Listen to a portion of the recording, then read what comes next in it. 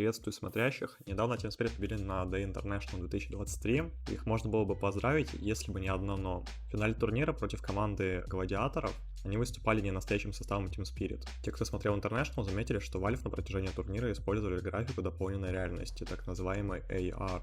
Технология дополненной реальности, например, используют во время церемонии открытия, а также на стадии драфта, когда в прямом эфире герои появлялись напротив кабинок с игроками. Это позволяет Valve в прямом эфире менять окружение, добавляя 3D-объекты. Из-за того, что технология не до конца отполирована, иногда возникают некоторые минорные ошибки в прямом эфире. Как, например, когда у Квина, мидера команды Гладиаторов, во время трансляции лицо перекрылось слоем этого самого AR-окружения, а также у одного из сотрудников Valve после выхода из кабинки.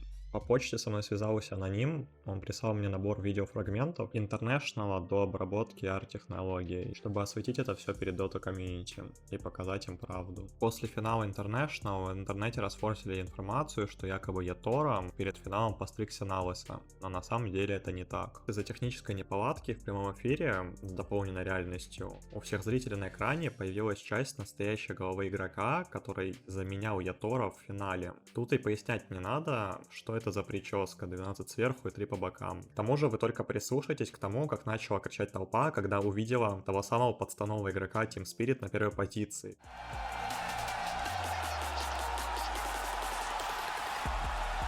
Все сразу же поняли, что сейчас будет он творить с гладиаторами в прямом эфире. Далее показали человека, заменяющего мипошку, им оказался НС. На миде у них была усатая бубна. Вместо Мира из Канады приехала лучшая четверка СНГ. А на третьей позиции у них сидел Ростислав 999. Думаю, теперь понятно, из-за чего Никс не захотел с ним играть 1x1 на миду. Я думаю, вы можете сказать, что это какой-то бред. Будь это по-настоящему, в прямом эфире их бы сразу на сцене раскрыли. Это действительно так. Если вы не знаете, кто такой директор, это глава китайской 322 мафии, который составил сценарий еще задолго до самого International и согласовал его с Valve. Если посмотреть на победы гладиаторов в течение всего сезона, то можно заметить, что они забрали все призовые места, но как только они попали на International, что-то случилось. В то время как Спириты за весь сезон забирают лишь 2 самых крупных турика, не показывая при этом никаких результатов в течение своего года. Китайская мафия купила команды и составила все сценарии в этом году, а может и даже в предыдущих.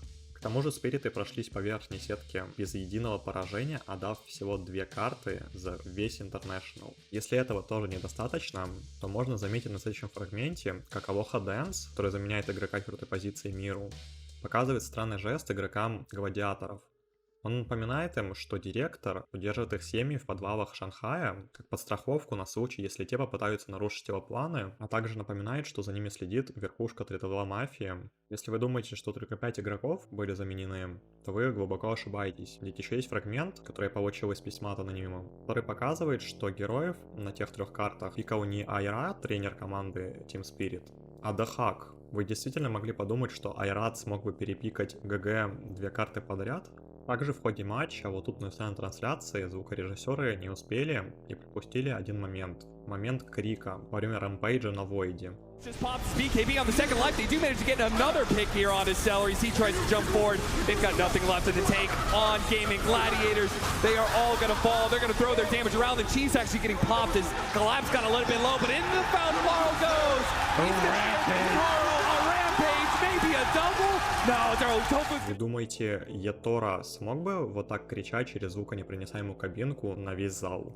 Также в конце International сделали анонс нового героя, которого назвали Ring Master.